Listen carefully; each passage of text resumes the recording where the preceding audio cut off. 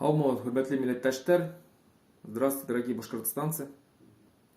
Чтобы понять, куда нам двигаться и что делать, необходимо осознать, где мы сейчас находимся и что сейчас с нами происходит.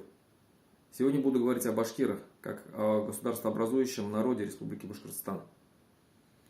4-миллионной Республики Башкортостан, которая по своей территории в 1,5 раза больше, чем Чехия, или Австрия, или в 5 раз больше, чем Бельгия, башкир насчитывается 1 миллион 172 тысячи человек. Если в процентном соотношении брать, это 29,5%. Вроде бы кажется, что нас много. По Российской Федерации мы 4-й по численности народ. Но в своей республике мы не составляем даже 1/3 населения. И мы убываем. Согласно тем же переписям, между 2002 и 2010 годов башкир стало на 88 тысяч человек меньше. Чтобы вы примерно понимали, сколько это. Это население районов Абдилиловского, Зианчуринского, Зилаевских районов вместе взятых. Понимаете, да, сколько это? Кто-то может сказать, что нельзя верить этим переписям, там обманывают, там занижают численность башкир. Кто-то скажет, что наоборот увеличивают численность башкир. Не знаю, спорить не буду, вполне возможно. Но других данных нету, опираться не на что, пока приходится опираться на эти цифры. Из 1 миллиона 172 тысяч башкир своим родным языком признало 881,5 тысячи башкир. Башкирский язык своим родным языком признало. Это 2/3. То есть 1/3 башкир не считает башкирский язык своим родным языком и разговаривает либо на русском, либо на каком-то другом языке. Уже давным-давно в школах республики нету полного среднего образования, которое велось бы на башкирском языке. Максимум до 9 класса. Все почему? Потому что ЕГЭ можно сдавать только на русском языке. Общественность национальных республик давным-давно борется за то, чтобы добиться, чтобы ЕГЭ можно было бы сдавать на родных языках. Но Москва упорно молчит,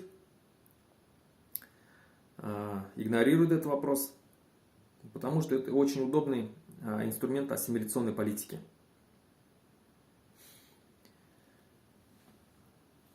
Так вот, у нас давным-давно в школах уже не преподают такие предметы, как алгебра, геометрия, физика, химия, информатика на башкирском языке. Не осталось, и, наверное, уже и учителей, которые могли бы такие предметы преподавать. Хотя раньше такие учителя были, я знаю, что преподавали, и многие ученики отучились, знали физику на башкирском языке, алгебру и так далее. У нас уже, наверное, не готовят таких преподавателей на факультетах. То есть мы, башкиры, проживая в своем собственном государстве. Я напомню, что по Конституции Российской Федерации, статья 5, пункт 2, национальные республики являются государствами. Так вот мы, башкиры, проживая в своем собственном государстве, не можем получить не только полное среднее образование в школе, у нас нет и национального высшего учебного заведения, где бы мы готовили такие кадры, как в сфере образования, экономики, юриспруденции, да, медицины на башкирском языке. У нас нет геологов, инженеров, медиков, юристов и так далее, и так далее. Многие могут сказать, зачем нам это надо? Мы живем в Российской Федерации, все на русском. Но если мы хотим, чтобы наша Республика Башкортостан в будущем стала самодостаточным государством, необходимо, чтобы наша интеллигенция могла бы вести свою работу на башкирском языке, на башкирском государственном языке.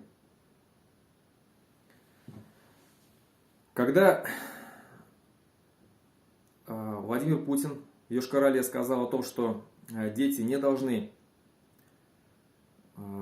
учить неродной для себя язык, был для государственных языков национальных республик был нанесен огромный удар. Сейчас у нас в школах после этого есть два языка, русский и иностранный, у которых детей не спрашивают, хотят они учить это или не хотят, они учат это в обязательном порядке. Но чтобы учить башкирам свой родной язык, учиться на нем, то они обязаны, родители должны писать заявление. То есть вот, да, парадокс. Наш союз писателей Башкортостана, который на 80-90% именно вот состоит из башкирских писателей.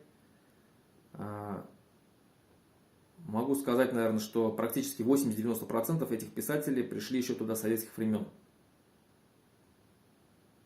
И ихние, то есть молодых писателей очень мало, практически нету. Я там знаю, там Тайгиз Баймухаметов, да, там еще там Сулпан Расуль, может еще там кто-то, но очень мало. Мало кто знает, мало кто читает их книги. Почему? Потому что раньше писатели постоянно показывали по телевизору, их рекламировали, ими гордились. Сейчас об этом вообще практически не говорят. Вот, например, возьмем известного нашего аксакала башкирского народа Гарифулла Япарова. Все его знают как кого? Как известного юриста, известного адвоката, как профессора, академика, да? Но мало кто знает, что он еще отлично пишет книги, как на башкирском, так и на русском языке. Ладно, дальше перейдем. Так вот, после того, как Путин сказал о том, что дети не должны учить неродной для них язык, как я сказал, по государственным языкам национальных республик был нанесен огромный удар. 16 сентября 2017 года башкирская общественная организация «Башкорт», которую потом признали экстремистской, провела в Уфе на территории Дворца спорта крупнейший за последние 10 лет митинг в защиту башкирского языка. По предварительным оценкам независимых наблюдателей, которые там были, численность людей, которые там собралась, от 3 до 5 тысяч была. И большая часть была это интеллигенция. Я помню, тогда митинг очень сильно прогремел по всей России и очень напугал нашу власть. Когда мы готовились к этому митингу, на нас было оказано беспрецедентное давление со стороны властных, силовых структур. Фаиля Алсынова таскали там везде, где можно, угрожали. Мне угрожали.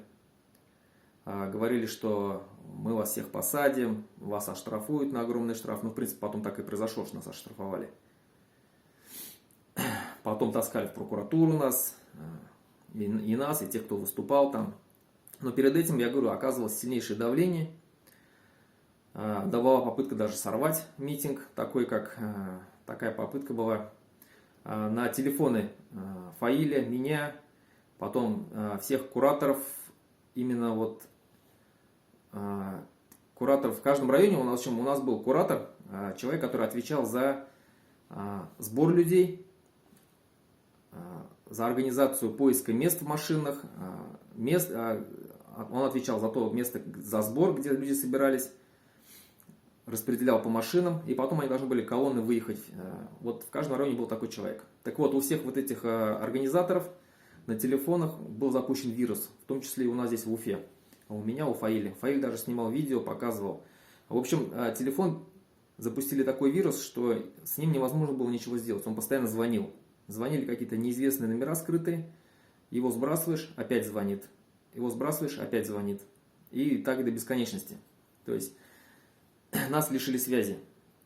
Вот такие были подлые поступки со стороны тех, кто пытался сорвать этот митинг. Я помню, на тот момент министр образования Гульназ Шафикова, который, я считаю, сделал очень много вреда для башкирского языка, издала специальный приказ, по которому учителя башкирского языка должны были в этот день, а это была суббота, выйти все на работу. То есть какой-то там внеурочный какой-то урок, да, они должны были провести именно учителя башкирского языка. Не какие другие учителя, а именно учителя башкирского языка. Все это делалось для того, чтобы учителя не поехали на митинг. Потому что должны были приехать очень много, хотели приехать очень много человек. Был даже такой случай, мы потом об этом узнали, что в Салавате учителей башкирского языка собрали в одной комнате и просто закрыли на ключ. Но учителя приехали на митинг. Много приехало. Приехали даже директора школ, я знаю.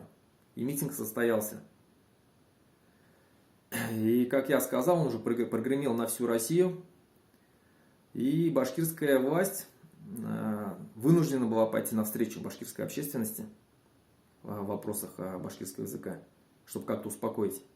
Был создан фонд башкирского языка, который сейчас вы все знаете. Я напомню, что фонд был создан благодаря организации «Башкорт», которая провела этот митинг. Там миллионы рублей. Насколько эффективно он работает, этот фонд, я не могу сказать. Потому что, может, многого не видел. Я видел переведенные несколько мультфильмов на башкирский язык. Я видел вот эти мотивационные ролики, которые призывают учить башкирский язык. Насколько я знаю, они участвовали, делали приложение какое-то на башкирском языке на телефонах. Может, еще что-то делали. Я не знаю.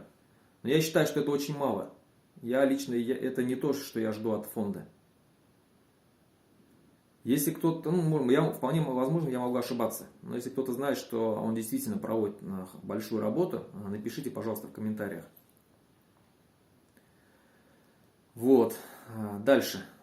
У нас в школах давным-давно не преподают такой предмет, как история Башкортостана, история и культура Башкортостана. Был такой раньше предмет ИКБ. Его сейчас нету. То есть башкирские дети учат российскую историю, русскую, да, мировую историю, но свою богатую и героическую историю они не учат. Да, я знаю, там в истории России заложено несколько часов для изучения истории Башкортостана, но это очень мало. Я еще раз говорю, что для нашей такой богатой и героической истории это очень мало, практически ничего. В школах республики башкирские дети учат такой обязательный предмет, как русская литература. Но такого предмета, как башкирская литература, нету. Да, русскую литературу надо учить. Это мировая литература, мировая классика. Да, Толстой, Пушкин, Лермонтов, Достоевский, Гоголь, Чехов и так далее, Тургенев. Но у нас есть и свои классики, свои писатели и поэты. Шейхзада Бабич, Рами Гарипов, Мустай Карим, Зайна Биишева, да? Егатагай Султанов, Тангулу Карамышева, Рашид Шакур, ну и так далее. Множество писателей и поэтов. И в первую очередь я считаю, что башкирские дети должны знать своих классиков, свои произведения. Башкирские произведения.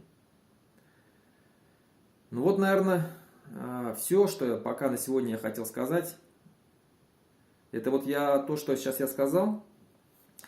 Это вот то, что мы, башкиры, имеем на сегодняшний день в области языка и культуры. И то я описал только эту маленькую часть. На самом деле в этих сферах проблем намного больше, они глубже и шире. На этом все. Ждите следующих передач. До свидания, до скорых встреч. Хау болыңыз, хурматлы милләттәшләр. Осрашканга тиклем.